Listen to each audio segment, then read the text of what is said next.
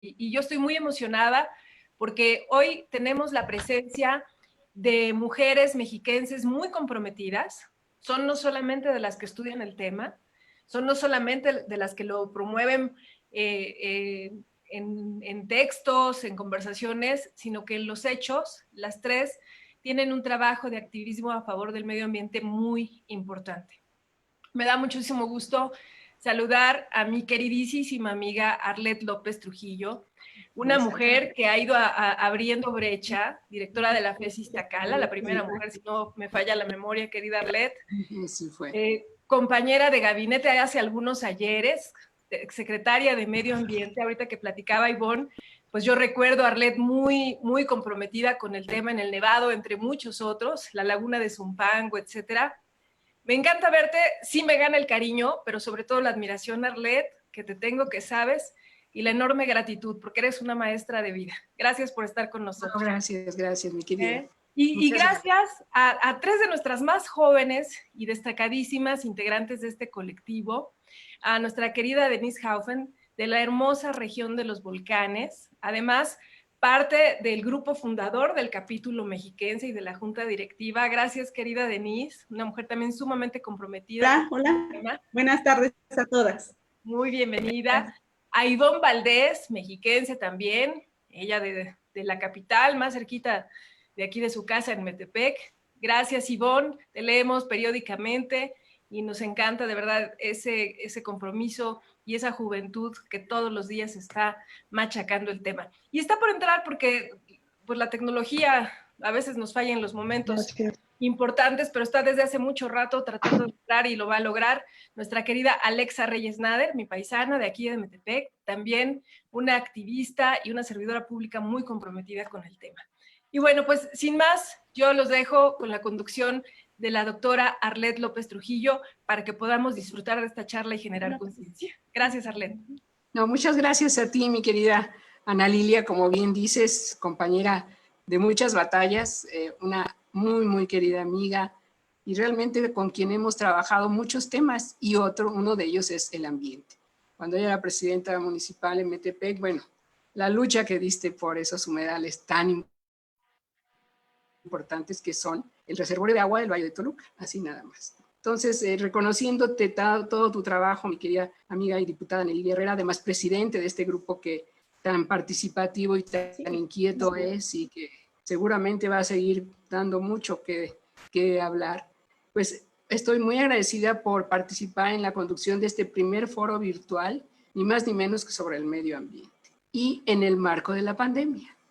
¿Qué pasa con el medio ambiente en el marco de la pandemia? Tenemos muchos elementos que nos hacen ver que a lo mejor los seres humanos somos los que estamos realmente causando muchos estragos en nuestro entorno, porque resulta que ahora los organismos, los seres vivos, pues empiezan a invadir los espacios que eran tradicionalmente de ellos, ¿no? Y los vemos en lugares donde no los habíamos visto. Pero también el cambio climático, cómo está afectando al hecho de que algunos organismos, algunos insectos, por ejemplo, que antes estaban en zonas más bajas, pues ahora empiezan a subir un poquito más y empiezan a generar una serie de problemas. Entonces, este marco general, este tema fundamental, que es el medio ambiente y que se relaciona estrechamente con nuestra salud y sobrevivencia, pues lo vamos a analizar aquí con la participación de tres distinguidísimas y muy importantes conocedoras de estos temas. Entonces, si a ustedes les parece, iniciaríamos con la participación de medio ambiente y disrupción. En este tema nos va a hacer favor de intervenir la diputada federal, la licenciada Denise Haufen Torres. Ella es licenciada por la UAM, Xochimilco, es una líder política, destacada organizadora de actividades para la capacitación de mujeres, educación ambiental, cultura, una mujer realmente muy emprendedora, originaria de Amecameca. Sus áreas de estudio están relacionadas con temas fundamentales como son las energías renovables, ni más ni menos, el reciclaje, y un tema de gran interés que es la tecnología disruptiva. Como diputada federal por Movimiento Ciudadano, ella tuvo, entre otras responsabilidades, la Secretaría de la Comisión del Medio Ambiente y la Comisión del Agua Potable. Entonces, si eres tan amable, venís a platicarnos y a intervenir, por favor, con tu experiencia en este tema. Muchas gracias, saludos a todas y saludos a todos los que están conectados aquí a través de las distintas redes sociales Les agradezco mucho la invitación, porque aparte creo que este es un momento muy álgido para el país, pero sí es cierto para también revisar el tema de las energías. Y es que a veces también los distractores urgentes desvían la visión de lo verdaderamente importante. Es decir, entiendo que hoy la urgencia del tema, de este tema de la pandemia, pues debe de ser atendido. Sin embargo, creo que también hay cosas importantes que todo el tiempo deben de estar en el ojo del buen gobierno, de tanto federal como del gobierno del estado. Así es de que yo hoy les quiero hablar rápidamente. Entiendo que es un foro de medio ambiente, pero sí quiero hacer una pequeña introducción, porque también estos van a ser o como previos a lo que después vamos a estar hablando en otros distintos foros. Así es de que hoy les quiero hablar de esta disrupción tecnológica. Y bueno, y es que el concepto de la disrupción tecnológica para muchos de nosotros posiblemente sea nuevo, pero es que en realidad este tema de la disrupción tiene muchos años de su existencia. Desde toda la vida, miles de personas, desde toda la historia, se han tratado de crear nuevas formas para que a los seres humanos pues se nos haga mucho más fácil el modo de vida. Así es de que esta situación, repito, la gente con estas pandemias, creo que debemos de, nosotras que podemos tener esa posibilidad de guiar un poco a la gente, debemos de guiarlas hacia distintas causas. Y hoy la causa del medio ambiente nos puede unir de manera muy importante. Así es de que yo creo que con este tipo de foros podemos ayudar un poco también a perderle el miedo incluso a la autocrítica de parte de nosotros, y poder crear pues mucho mejores formas de comunicación. Incluso esta vía de comunicación en la que estamos haciendo, en la que hoy estamos aquí, esta es una manera disruptiva de ver el mundo. Hoy ya no es trabajar tanto de sol a sol, sino a veces trabajamos de Zoom a Zoom, estamos de una conferencia a otra, y se ha podido que a través de estas tecnologías hoy poder ayudar, e incluso sí al medio ambiente, a evitar un tanto la movilidad y poder disminuir de manera importante los niveles de contaminación. Nosotros debemos de pensar siempre de cómo enfrentar el futuro. Y esto de cómo enfrentar el futuro, debemos de saber que existen distintas variables. Existe una variable que es una variable de cambios lineales, que estos cambios van de manera muy lenta. Si me ayudan a pasar a la siguiente página. De manera muy lenta, estos cambios lineales deben de ser justamente como se ha venido viendo a través de la historia. Cambios paulatinos, cambios que a veces que ni siquiera nos damos cuenta. Pero hay otro tipo de cambios, y existen estos cambios, los cambios exponenciales, y estos cambios van de manera muy rápida y vertiginosa. Las tecnologías hoy, por ejemplo, avanzan de esta manera, de manera exponencial, ya no avanzan de una manera lineal. Hoy vamos en un avance muy rápido y de un avance exponencial. Quiero hablarles de dos ejemplos de la disrupción tecnológica que muchos de nosotros conocemos, y que entiendo que este foro, tanto personas de distintas generaciones lo estamos viendo, y quise encontrar un ejemplo que lleve a esto. Dos empresas. Muchos se han de acordar del Blockbuster y lo que hoy es Netflix. O también de Kodak y lo que hoy son unos teléfonos que a través de un sencillo teléfono podemos sacar una foto. Hay empresas que efectivamente no se actualizaron, no dieron un paso más allá y no hicieron este paso de disrupción, y es por lo que se quedaron en la quiebra. Ahí está mi ejemplo, Blockbuster y el Netflix. O, por ejemplo, Kodak, que fue la empresa pionera de fotografía, y al no querer dar un paso más allá y ver el tema de la fotografía digital, siendo una de las empresas mucho más importantes de Estados Unidos, hoy, pues rápidamente en quiebra a partir del año 2000. Les quiero contar rápidamente de la historia del Netflix, y es que en el 2000 el fundador de Netflix, Reed Hastings, buscó a John Antioco, CEO de Blockbuster, para proponerle trabajar juntos en un nuevo modelo de negocio. Este consistía en el alquiler de videos no presenciales, pero para ello era necesario que Blockbuster apoyara con su nombre y sus tiendas esta idea. Sin embargo, Antioco lo tomó como una burla y rechazó su oferta. Netflix quiso que Blockbuster lo comprara por 50 millones de pesos en aquella época. Sin embargo, bueno, pues esta oferta a la gente de Blockbuster le pareció incluso una burla, y hoy Netflix está cotizada por más de 42.500 millones de dólares. Es decir, de manera exponencial cambió la manera en la que rentábamos películas y de repente nos pasó a esta forma en la que vemos las películas hoy a través del Netflix. Quiero decir que existen innumerables ejercicios de disrupción. Las computadoras, ¿no? Esas computadoras gigantes que veíamos a través de los bulbos y después las grandes máquinas también, que incluso ocupábamos muchos de nosotros todavía disquetes, ¿no? Estos aparatitos de 3 1/4, etcétera. Bueno, y después ya pasaron a unas pequeñas memorias y hoy la gran nube que se encuentra con toda esta mega información. Si me ayudan a pasar un poquito más las láminas, hay distintas empresas con estos ejemplos que les puedo decir.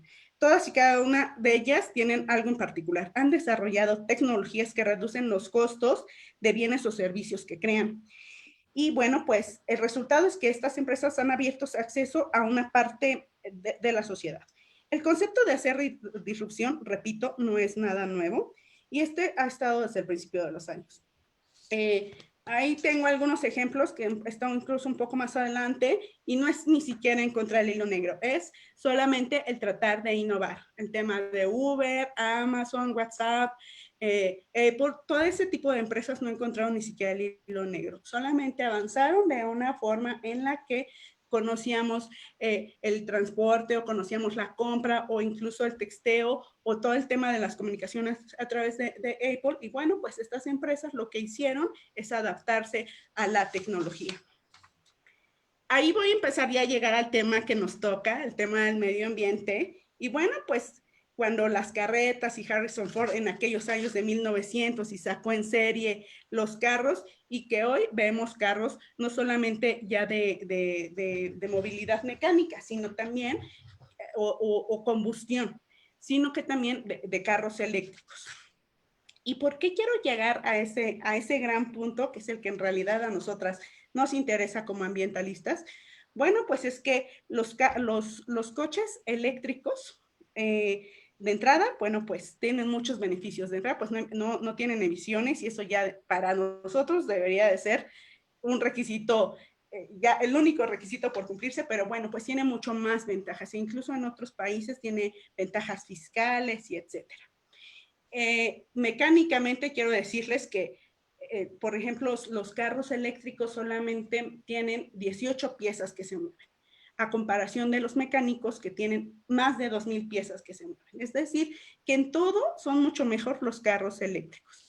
Claro que si nos vamos, ¿verdad?, a los costos, quiero decirles que este tipo de tecnologías son de las tecnologías que están cambiando justamente a través de la disrupción. Tecnologías que en el 2014 un auto eléctrico costaba 1,5 millones de pesos. Un carro sencillo, 1,5 millones de pesos. Y hoy, para el 2020, por ejemplo, en el año en el que estamos, cuesta aproximadamente 500,000 pesos un carro eléctrico, un carro estándar. Pero se está previendo que para el 2024 haya el mismo precio de un carro de combustión a un carro eléctrico. Mucho más ventajas que existen en estos carros en México. Si me ayudan a pasar a la siguiente, donde ya están las refinerías. Eso, una o dos más presentaciones. Ahí. Bueno, les quiero decir que en México existen 6 refinerías, que desde 1914 hasta 1979 han estado construyéndose. El actual gobierno ha tenido el grave error de pensar que en construir nuevas refinerías.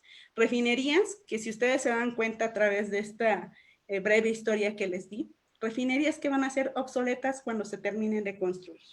Refinerías que en cuanto para el 2024 ya se hayan hecho gastos excesivos de la construcción de estas, ya ni siquiera se vayan a necesitar la gasolina.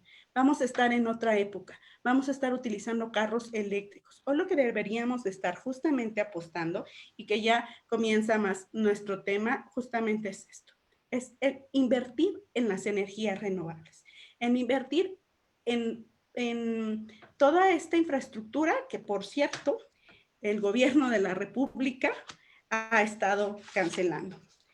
La refinería de Dos Bocas solamente, les quiero decir que está presupuestada en 12,000 millones de dólares. Es decir, que el doble de presupuesto que de lo que se presupuestó para salud este año. Un problema muy complicado que estamos pasando de salud. Y bueno, pues la refinería, que incluso tengo entendido que mañana, que en estos días va a estar en gira el presidente, en Tabasco y Yucatán, bueno, esta refinería va a costar 12,000 millones de dólares. Además de contaminar el aire, el agua, están destruyendo manglares, desaparición de fauna y de flora. Esta supuesta conclusión de la refinería de Dos Bocas se tiene prevista para el 2022, pero hay un estudio en donde demuestra que no van a llegar a esa meta. Independientemente de hoy el conflicto de intereses que se tiene en ese tipo de negocios, que ha resultado que la secretaria de Energía, Rocío Nale, le está dando conflicto de intereses ahí a su compadre, contratos millonarios de más de 5,000 millones de pesos con empresas que se acaban de dar de alta hace 5 días. Bueno, pues independientemente de todo el conflicto de intereses que existe y la mega corrupción que hay ahí, pues obviamente hay un impacto muy importante en toda esta construcción.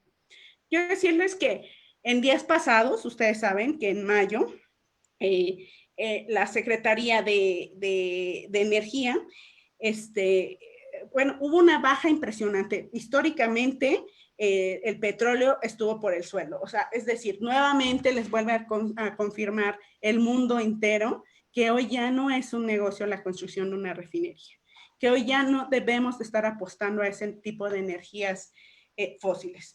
La dependencia encabezada por Rocío Nale publicó en el Diario Oficial de la Federación su política de confiabilidad, seguridad, continuidad y calidad en el sistema eléctrico nacional, operado por el Centro de Control de Energía, el CENACE, el cual limita temporalmente a las plantas privadas de energía solar y fotovoltaica. Bueno, el gobierno federal en cada momento, en cada mes y cada semana se hace el harakiri. No es posible que está viendo que el petróleo se encuentra en unos precios totalmente en el suelo y todavía saca, incluso es inconstitucional lo que ahorita están haciendo, porque ustedes saben que en el cuarto constitucional de lo que habla es de los derechos que también tenemos, y uno de los derechos que tenemos es tener energías limpias. Así es de que, bueno, pues independientemente que es inconstitucional y que tengo entendido que Greenpeace acaba de ganar un amparo en contra de esta disposición, pero bueno, pues el gobierno federal no entiende de esto y creo que por lo visto no ha entendido. Independientemente del impacto medioambiental, existe un impacto económico importantísimo. 28 plantas solares fotovoltaicas y ecológicas que estaban listas para entrar en operación y más de 16 proyectos en construcción respaldados por más de 6,400 millones de dólares de inversión eléctrica. Dicen que se iban a invertir más de 10,000 millones en energía, en este tipo de energía renovable. Hoy están cancelados por caprichos de ya saben quién. En fin, el 28 de mayo también se hicieron nuevamente antier la medida que aprobó, diputada, y te lo vamos a encargar mucho. Ahí traigo ahorita solamente algunos puntos finales, pero la medida que aprobó la Comisión Reguladora de Energía para aumentar los precios de transmisión impactará a 100 plantas de generación eléctrica de todos tamaños. Y bueno, pues lo que derivará en el incremento de los costos de luz. Quiero hacer quiero concluir con tres puntitos y que creo que a nosotros nos pueden servir mucho como colectivo de mujeres que estamos platicando ahí afuera con miles y cientos de mujeres. Bueno, ok. hay que pensar siempre fuera de la caja. Hace una diferencia entre el que se detecta la oportunidad y el que no. Es decir, nosotros con estos foros, que los cuales agradezco mucho, justamente estamos pensando fuera de la caja normalmente en la que nos encontramos. Hoy estamos disrumpiendo, estamos hablando de temas muy importantes y que pueden llegar muy bien a la gente a través de este tipo de tecnología. Hay que comprender siempre el estado actual, de dónde estamos, pero también siempre hacia dónde queremos llegar. Si me ayudan con la siguiente, les quiero decir otra puntualización que aprendo de esto, es que, bueno, pues no hay que descuidar nunca la competencia ni el clima social. Hay que escuchar allá afuera lo que dice la gente, hay que escuchar al mundo completo qué es lo que está pasando allá para poder crear políticas congruentes con nuestra realidad y con los tiempos que estamos viviendo. No es posible que sigamos pensando, como les decía hace ratito, pensar en el futuro con lineamientos del pasado. Hoy debemos de ir hacia el futuro, pero obviamente con este tema de las disrupciones, pero siempre escuchar el clima social y lo que allá afuera dicen, incluso la competencia. Y este tema de las resiliencias, que yo creo que también es un tema muy importante, el poder rápidamente adaptarnos a las circunstancias.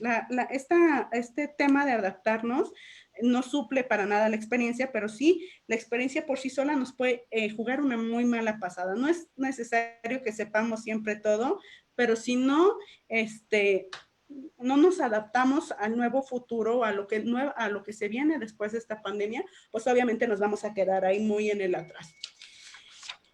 Los colectivos, las organizaciones, la sociedad civil, justamente generamos esto, generamos políticas de disrupción, generamos políticas en donde podemos reunirnos como nosotras hoy e ir haciendo y aplicando cosas que puedan ayudar allá afuera y que puedan mejorar siempre nuestra calidad de vida y, por supuesto, pues nuestro medio ambiente. Es un tema súper extenso, pero lo quise, espero que me lo hayan captado y lo quise explicar de manera muy, muy rápida como ejercicio de introducción. Muchísimas gracias y bueno, pues ahí quedo a sus órdenes. Ojalá que haya quedado claro. Gracias, Ana Lilia.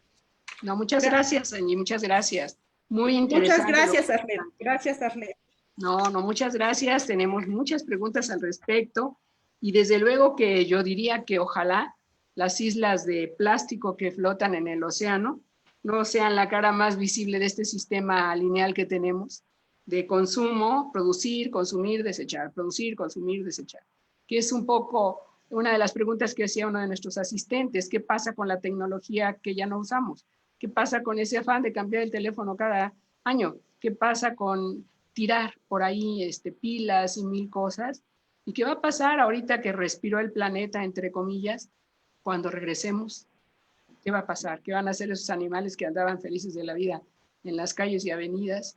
¿Qué va a pasar con los polinizadores, etcétera? Si tenemos que ver el ambiente desde otra óptica, como tú dices, Denise, ser también disruptores en este sentido, ¿no? Y la tecnología ahí puede ser una gracia o una desgracia. Hay que saberla utilizar. Y bueno, en esta reflexión, si me permiten, pasaríamos a un tema que también nos han estado solicitando, de alguna manera se aborde, que es el de los residuos sólidos.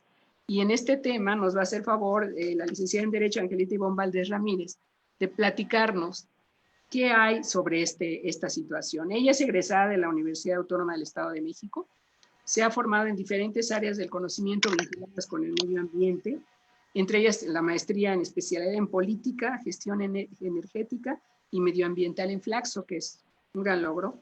Asimismo, por su formación profesional, tiene una amplia experiencia en la administración pública.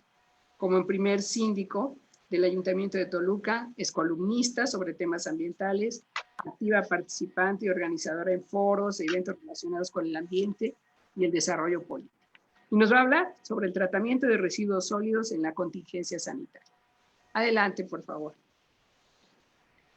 Gracias, maestra Arlet. Pues primero que nada quiero agradecer a la diputada Ana Lilia Herrera Ansaldo, presidenta de 50+1, capítulo Estado de México, por esta oportunidad que nos da de venir a hablar con todos ustedes de temas tan interesantes que tienen que ver con el medio ambiente. También agradecer a mis compañeras panelistas, a la maestra Denise, que sin duda nos orientó bastante en el tema que explicó, a mi compañera también Alexa Reyes, que va a exponer en próximos minutos. Y decir que este foro de medio ambiente pues lo estamos organizando en el marco de la celebración del Día Mundial del Medio Ambiente, que va a ser el próximo 5 de junio. Desde 1974 la ONU designó esta fecha para poder hacer acciones en beneficio de la acción, bueno, del medio ambiente. Y este año, el 2020, el tema será precisamente pues la biodiversidad. Bueno, y ya entrando más en materia de la exposición, voy a hablar del tratamiento de los residuos sólidos en esta contingencia sanitaria por COVID-19. Es un tema pues muy importante debido a que se están generando cantidades de basura extraordinarias que pueden estar en contacto con pacientes COVID-19 y que se encuentran estos mismos en aislamiento desde sus casas, desde sus hogares. Es una situación donde nos debemos de sumar todos los ciudadanos para apoyarnos y para prevenir que se contagien o nos contaminemos a través de estos residuos sólidos. Si pueden poner la siguiente diapositiva, por favor. Vamos a empezar un poquito con unos datos de lo general a lo particular. El Banco Mundial hizo un informe que emitió en el 2018 que se llamó Water Waste 2.0. La traducción al español es ¿qué desperdicio o qué estamos desperdiciando? Y en este informe nos dice que en el mundo estamos generando alrededor de 2.010 millones de toneladas de residuos sólidos municipales. Otra fuente también muy importante es una organización británica que se llama Verisk Maplecroft, y esta fuente nos dice, es un poco más reciente, nos dice que nosotros en el mundo estamos generando alrededor de 2.100 millones de toneladas de residuos sólidos, lo que podría ser equivalente a llenar 800,000 piscinas olímpicas, para que nos demos más o menos una idea, y que de estos residuos sólidos solamente se recicla un 16%, que eso sería equivalente a 323 millones de toneladas. Datos ya de Latinoamérica son los que podemos ver aquí en la gráfica. Se generan 231 millones de toneladas de desechos anuales, de los cuales el 52% son alimentos, el 13% son papel y cartón, el 12% plástico, el 4% vidrio y el 3% son metales. La siguiente, por favor. La siguiente, gracias. En este mismo estudio del Banco Mundial hace un análisis de dónde van a parar nuestros residuos sólidos en Latinoamérica, y nos dice que el 52% van a parar a un relleno sanitario, el 26.8% van a un vertedero a cielo abierto, el 15% van a rellenos controlados y solamente el 4.5% es reciclado. También nos dice que el 85% de la basura que se genera se recolecta puerta a puerta, ya sea a través del sistema municipal de limpia o por alguna empresa privada. La siguiente, por favor. Los residuos sólidos urbanos en México. Nosotros en México generamos diariamente 102.895 toneladas de residuos, de los cuales se recolecta el 83.93%, o sea que estamos más o menos en los rangos que nos da el Banco Mundial. Se disponen en sitios de disposición final el 78.54% y se recicla únicamente el 9.63% de los residuos generados. En México tenemos una población de 127 millones de mexicanos. Si nosotros dividimos estas cifras con la basura que generamos, nos da 0.81 kilogramos de residuos sólidos que estamos generando diariamente. Es decir, que cada uno de los mexicanos estamos generando casi 1 kilo de residuos sólidos diarios.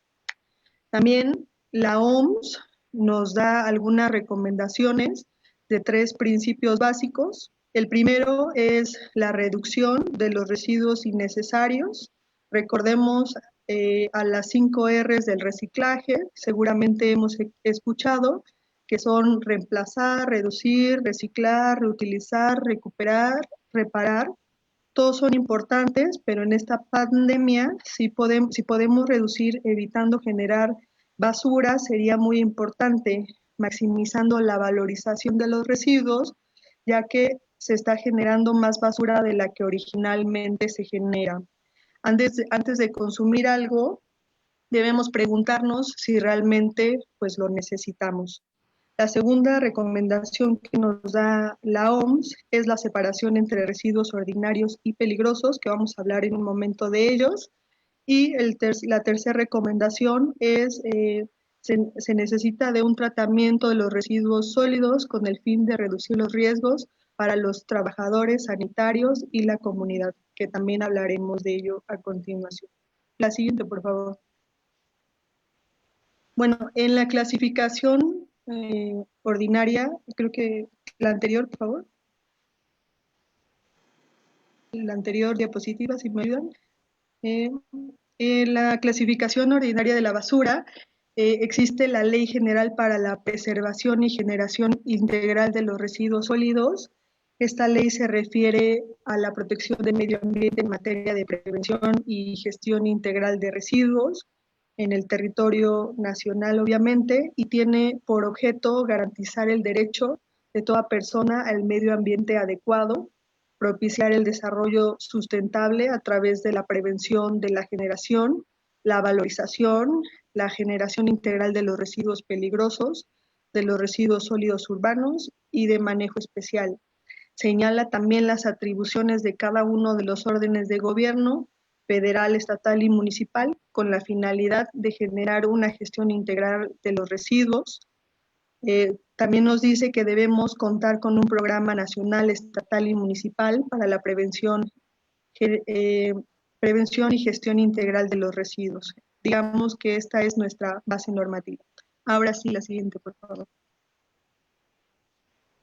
También en el artículo 10 de la misma ley nos dice que son los municipios quienes tienen la función del manejo integral de los residuos sólidos urbanos, que consiste en la recolección, traslado, tratamiento y su disposición final, prestando por sí o a través de gestores el servicio público de manejo integral de los residuos sólidos urbanos. Aquí vamos a hablar un poquito de los pasos que conforman este ciclo, que son la generación, la recolección, el traslado, también la transferencia, tratamiento y disposición final. Y quiero que vayamos visualizando cuántas personas intervienen o quiénes son los que intervienen durante este ciclo. Por ejemplo, en la generación, que puede ser desde nuestras casas o desde nuestros centros de trabajo, pues están nuestras familias. Si alguien nos ayuda con el tema de la limpieza del hogar, pues también. En el trabajo, pues están los empleados, el personal que nos ayuda también con la limpieza. En la siguiente etapa, que es la recolección, que es donde se retiran los residuos sólidos. Están el personal del Servicio Municipal de Limpia.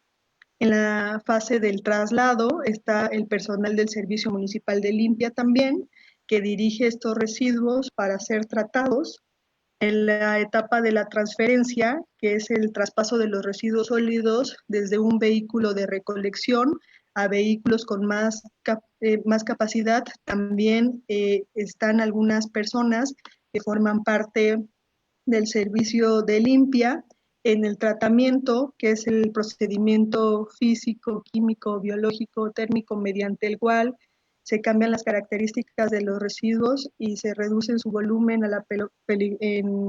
y los que tienen cierta peligrosidad. También hay personas involucradas, ya sea por parte de empresas, y desde luego en la disposición final, que es la acción de depositar o confinar permanentemente residuos en sitios o instalaciones determinadas. También hay personas que están involucradas en esta etapa. Entonces, todas ellas, ante esta contingencia sanitaria por COVID-19, pues se ponen en riesgo, y más si no tomamos ciertas medidas necesarias preventivas que vamos a tratar a continuación.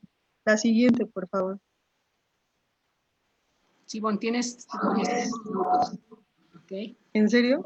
Bueno, lo voy a hacer más rápido. Bueno, ya sabemos lo que es la enfermedad por COVID.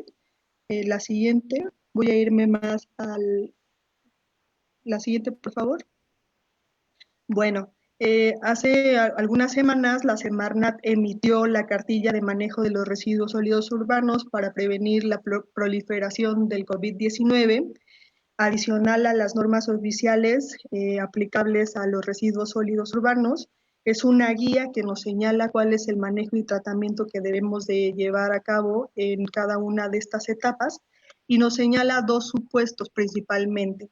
El primer supuesto es el que tiene que ver con los residuos normales generados en casa y organizaciones no hospitalarias con residentes sin contagio aparente. Y el segundo supuesto es el de los residuos COVID-19, así los llamaron, generados en casa y organizaciones no hospitalarias donde reside una o más personas contagiadas por COVID-19. Y también tenemos otro tercer supuesto, que son los residuos peligrosos biológicos infecciosos, que son los generados en hospitales, centros de salud, laboratorios, etc. La siguiente, por favor. Bueno, hay algunos términos que vienen inmersos en esta cartilla que acabamos de mencionar. Quiero hacer mención de ellos porque forman parte muy importante para que podamos entender. La primera es la solución anti-COVID-19, que esta es una solución preparada con 1/3 de taza de cloro doméstico por cada 4 litros de agua, o 4 cucharadas de cloro por 1 litro de agua. También está el equipo de protección personal, guantes de látex, de nitrilo de hule, que deben de utilizar nuestros compañeros que trabajan en el Servicio Municipal de Limpia, el protocolo de revisión de las condiciones básicas de salud, donde se tiene que verificar la temperatura, que no haya síntomas respiratorios. En caso de que algún trabajador presente algún síntoma, deberá estar en aislamiento y ser monitoreado. Los cuidados sanitarios durante el desarrollo de la actividad, evitar estar en contacto entre personas, evitar tocarse la cara, estornudar, protegiéndose con el antebrazo. La siguiente, por favor. Vamos a empezar con el supuesto de los residuos normales. Ya vimos la primera fase del ciclo, es el consumo responsable, intentar reducir. Después viene la parte de la separación y el almacenamiento.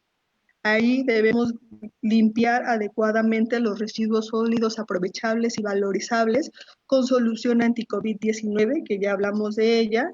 Algunas personas acostumbran a reutilizar o aprovechar ciertos materiales dependiendo sus características por 2 o más ocasiones, o también en el momento de la recolección el personal de limpia va separando los residuos, o en otros casos son llevados a plantas industriales para la recuperación de materiales valorizables. En todos estos supuestos se tiene que sanitizar con solución anti-COVID. En el caso del almacenamiento, se deben de separar y se deben de someter también a una cuarentena mínima de 5 días. La siguiente, por favor. Y desde luego, si se presenta algún contagio de COVID al interior del hogar, todos estos residuos deberán de suspender temporalmente su almacenamiento, ya que se convertirán en residuos COVID, que es el segundo supuesto del que vamos a hablar. En el caso de la recolección, al inicio y al final de la jornada, los vehículos del Servicio Municipal de Limpia o privados deben ser lavados con solución anti-COVID-19. Estas prácticas preventivas, y también incluye esta cartilla unas prácticas preventivas dirigidas al personal, que es donde se debe de implementar precisamente el protocolo del que estábamos hablando.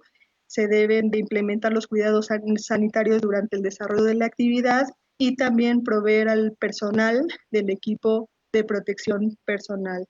Dotar de un rociador o atomizador que contenga la solución anti-COVID, y el personal también deberá guardar ciertas medidas o recomendaciones como no comer mientras está trabajando con los residuos sólidos, desinfectar las superficies del interior de la cabina de su unidad y desinfectar los residuos que vaya recolectando. También tenemos la parte de la transferencia y la disposición. La siguiente diapositiva, por favor. En esta sección debemos de limpiar las instalaciones y la maquinaria con solución anti-COVID, implementar nuevamente el protocolo, los cuidados sanitarios, el equipo de protección al personal. Lo más importante y lo que quiero recalcar en esta etapa es que este ciclo del tratamiento de basura depende de las labores de todos. Todos somos eslabones muy importantes dentro de la cadena de prevención, y si alguna parte de la cadena no hace su parte, nos ponemos en riesgo todos, llámese la familia, llámese los servidores públicos, las familias de los servidores públicos y los trabajadores independientes también, como los pepenadores, los prestadores de servicio, un sinfín de personas que se involucran en este ciclo. La siguiente, por favor. El segundo supuesto son los residuos COVID-19 generados en casa y organizaciones no hospitalarias. Aquí es importante que todos los residuos que se generen se consideren como residuos COVID-19. Las fases del ciclo, el consumo responsable, ya hablamos reducir el consumo, la separación y almacenamiento. Aquí debemos suspender temporalmente la separación de los residuos aprovechables. Los residuos deberán ser rociados nuevamente con solución anti-COVID para disminuir la probabilidad de contagio, y debemos usar al menos 2 bolsas, una dentro de otra, debiendo cerrarlas con guantes desechables, evitando el acceso a mascotas que puedan por ahí desgarrar nuestras bolsas de basura. Y podemos analizar también aquí de manera personal y colectiva qué estamos generando de manera extraordinaria para intentar reducir ciertas cantidades de basura, ya que vamos a generar un poco más al utilizar 2 bolsas en estas basuras COVID. La bolsa exterior también se debe de... Es necesario que concluyas, por favor. ¿Podrías concluir? Bueno, me voy a saltar la parte de los residuos biológicos infecciosos que vienen descritos en la norma oficial mexicana 087, y voy a proceder a mis conclusiones.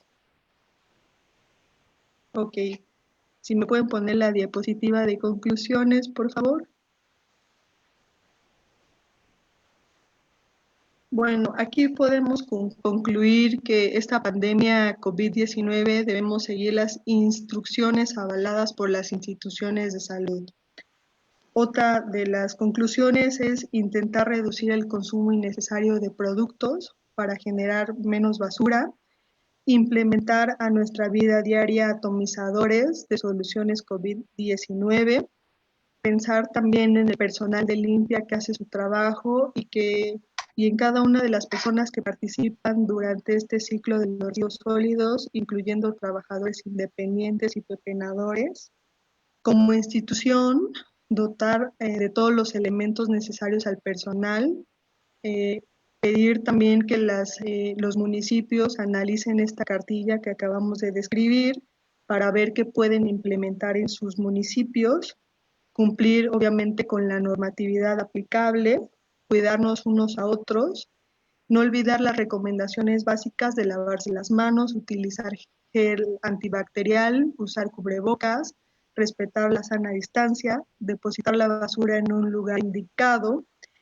Y finalmente, esta pandemia nos deja también un gran aprendizaje, y es que la humanidad no puede seguir pensando más en lo individual, debemos pensar en colectivo, teniendo en mente que todos somos parte de una comunidad, y lo que hagamos hoy y aquí y ahora estará repercutiendo para bien o para mal a los demás.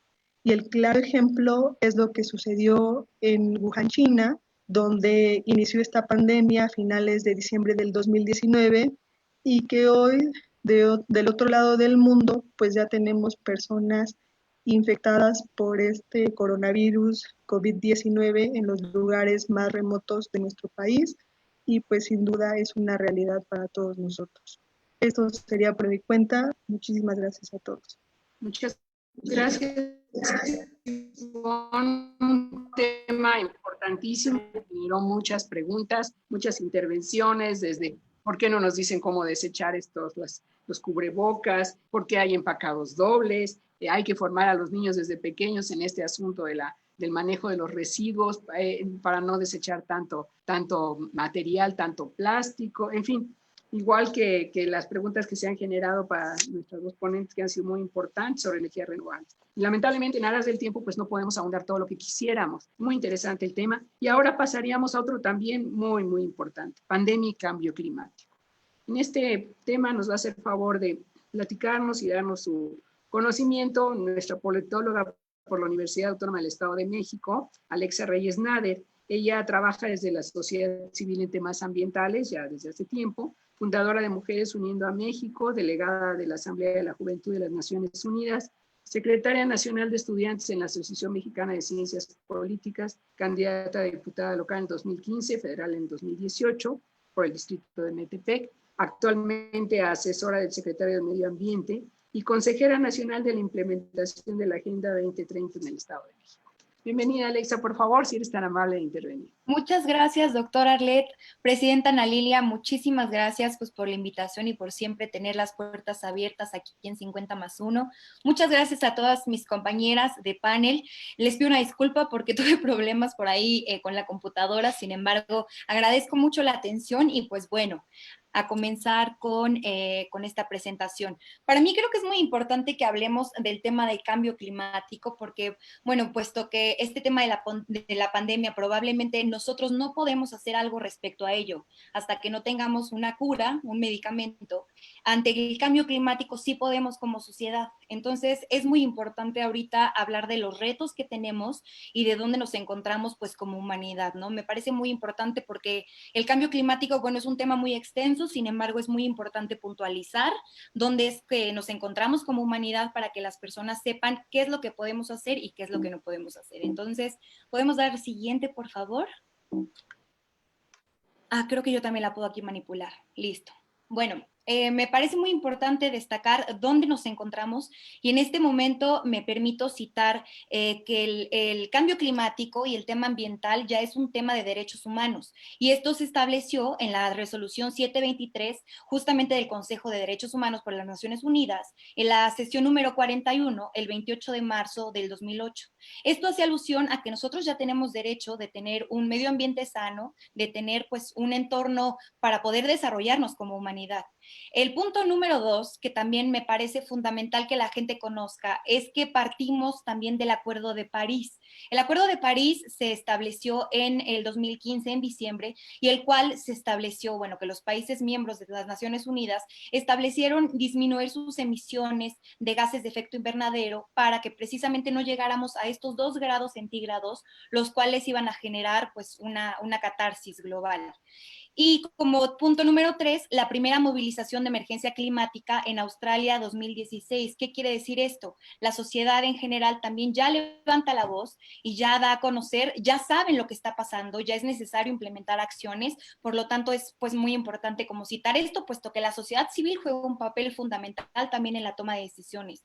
Y como número 4, los informes IPCC, que es el grupo como de expertos de las Naciones Unidas que salen de este Acuerdo de París, durante cada año están monitoreando cómo es que cómo vamos avanzando en temas de mitigación, de adaptación, de compensación, puesto que estas 3 acciones son fundamentales en todos los gobiernos. Las acciones de mitigación, que quieren decir que, bueno, el cambio climático no es algo que se pueda corregir, sin embargo, sí lo podemos frenar o detener. Estas son las acciones de mitigación. Las de adaptación es donde las comunidades desafortunadamente no cuentan con la infraestructura necesaria y tienen que buscar herramientas para poder sobreponerse como ante la adversidad.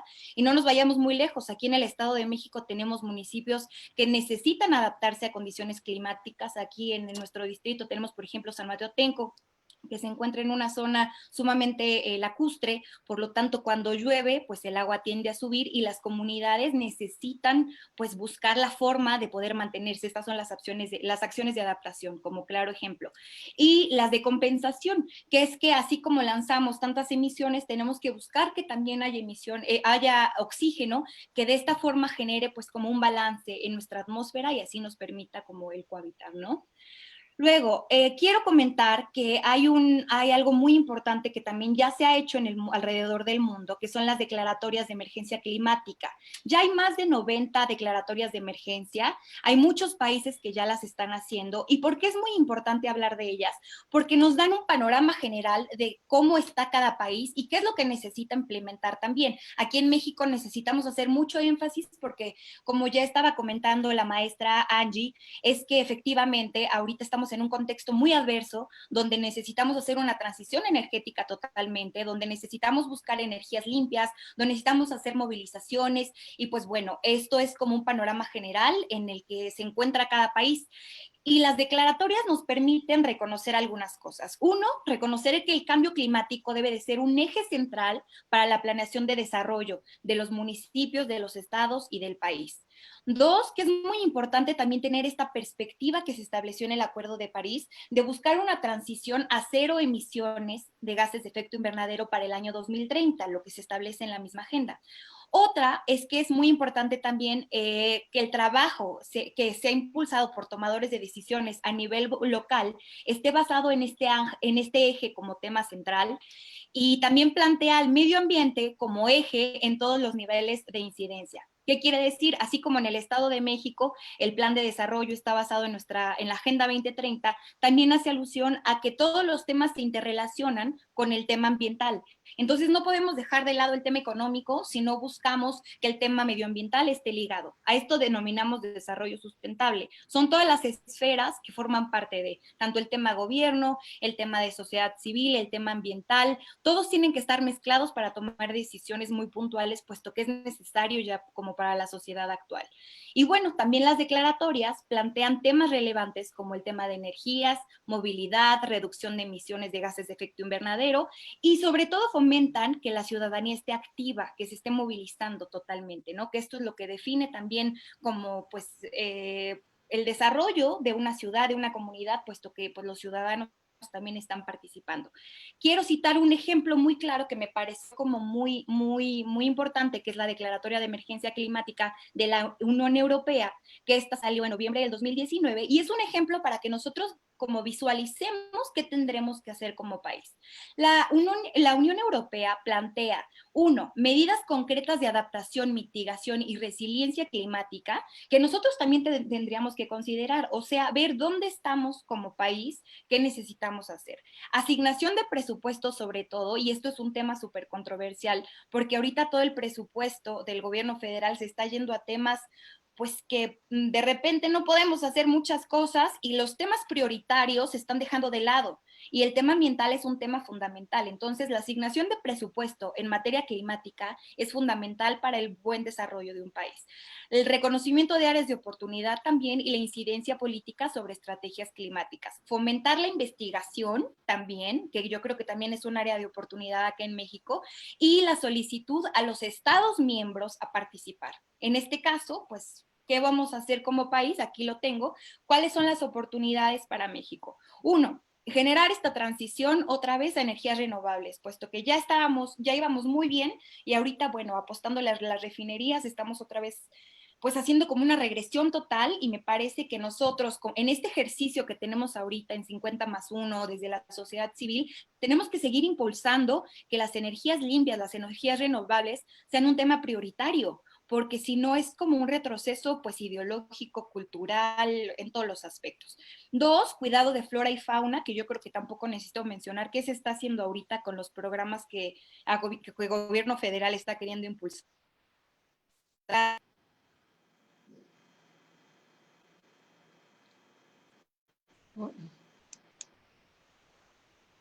Se perdió.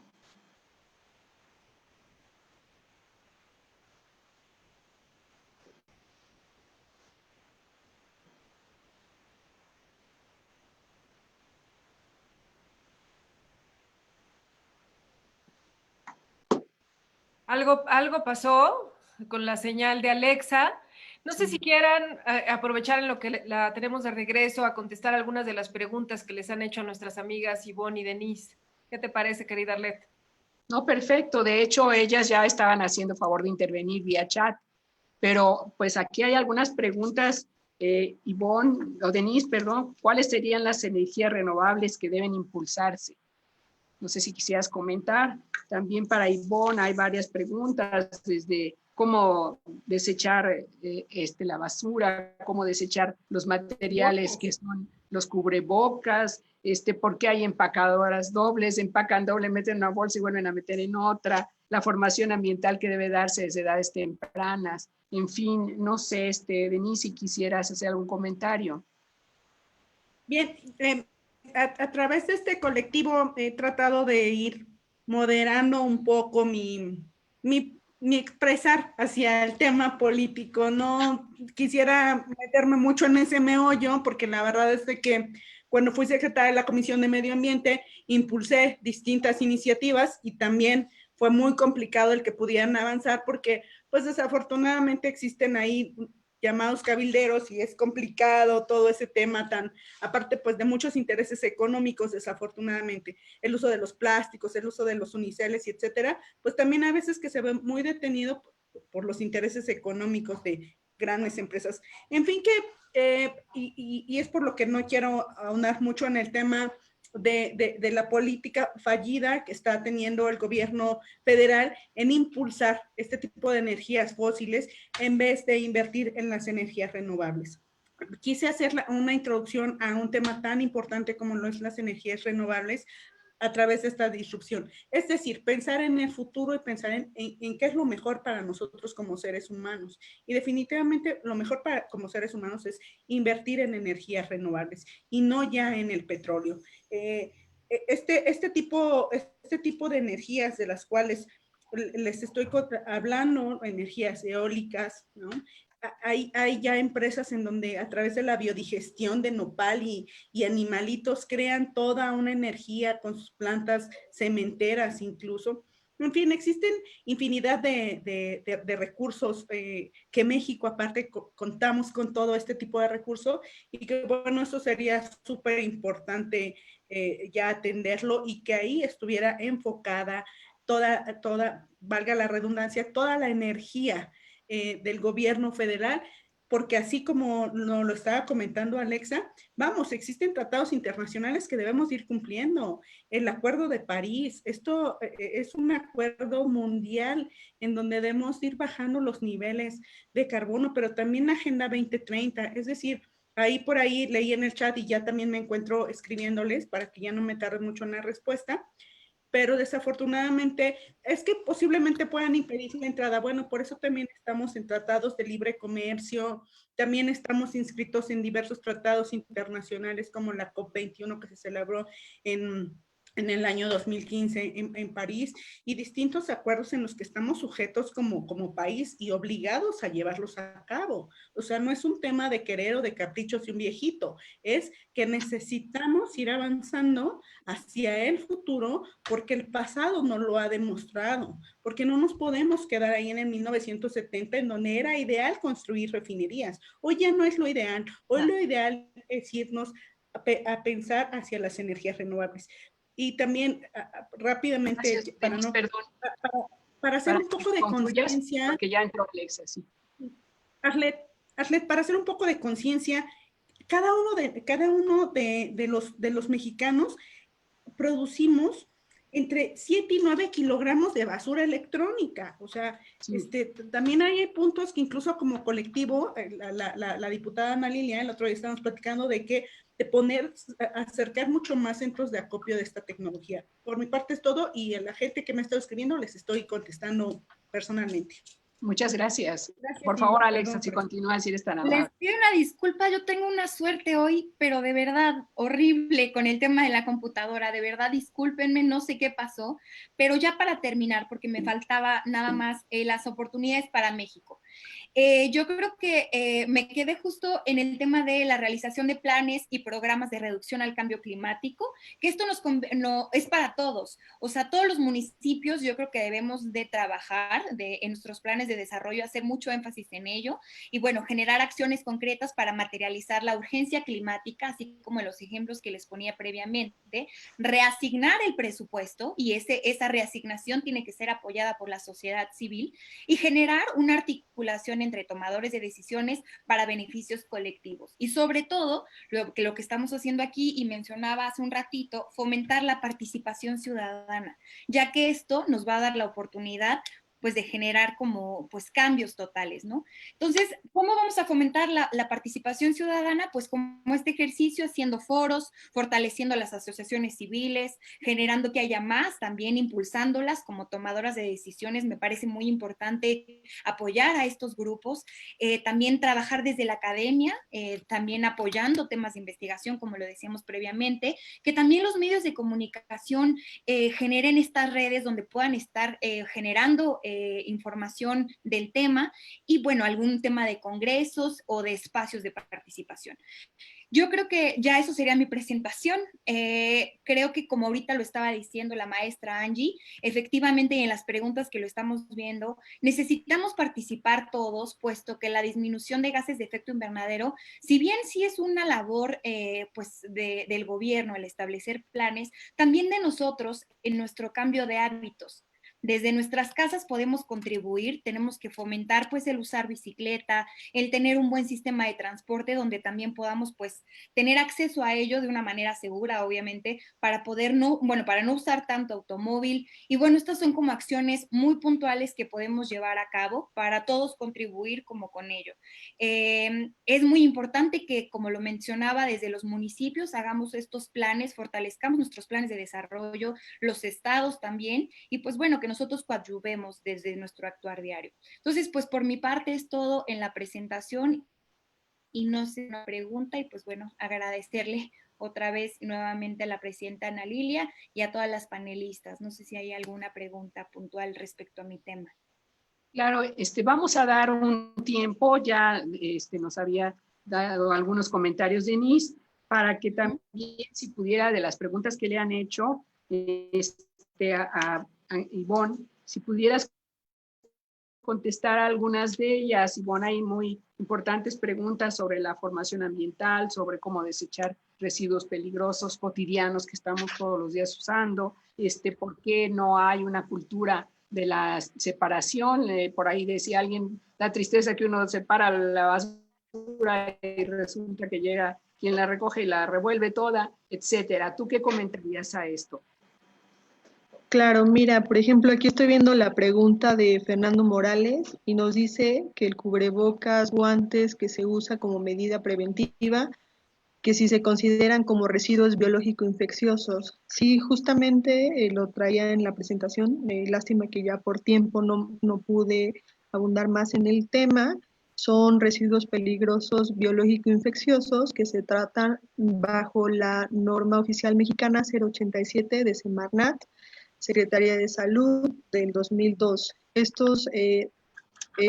Esta norma nos habla de 5 diferentes tipos de residuos peligrosos biológico-infecciosos y justamente los residuos no anatómicos son los que en donde podemos englobar los cubrebocas, los guantes, todo el equipo que utiliza el personal médico que en este momento está laborando en los hospitales, también las enfermeras, obviamente para su propia protección al desarrollar sus actividades como tal. Y sí, tenemos otro tipo de residuos peligrosos biológico-infecciosos, que son, por ejemplo, las jeringas, todos estos que deben de mantenerse dentro de un contenedor rojo y se les da un tratamiento. Ay, yo creo que nos está jugando mal otra vez.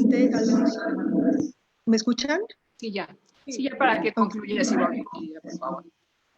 Porque se les da un tratamiento completamente diferente. Y pues bueno, hay algunos ya artículos que se están publicando donde nos dice que cada uno de los pacientes que están ahorita actualmente en los hospitales de los hospitales COVID están generando alrededor de 2.2 kilogramos de basura diaria. La Secretaría de Salud nos dice que algún paciente puede permanecer en promedio, esto es en promedio, alrededor de 15 días dentro de un hospital. Es decir, que cada uno de los pacientes que están en los hospitales COVID están generando alrededor de 33 kilogramos durante su permanencia en los hospitales. Entonces, pues es importante que se ponga atención. Obviamente, estos residuos peligrosos biológico-infecciosos son tratados por empresas prestadoras de servicio y se tienen que deben de tener un permiso por parte de la Semarnat para poder operar. Y también la Profepa juega un papel muy importante aquí, que es la Procuraduría Federal de Protección al Ambiente, que es la que le está dando el seguimiento a todo el procedimiento y la metodología que se aplica bajo esta norma oficial mexicana.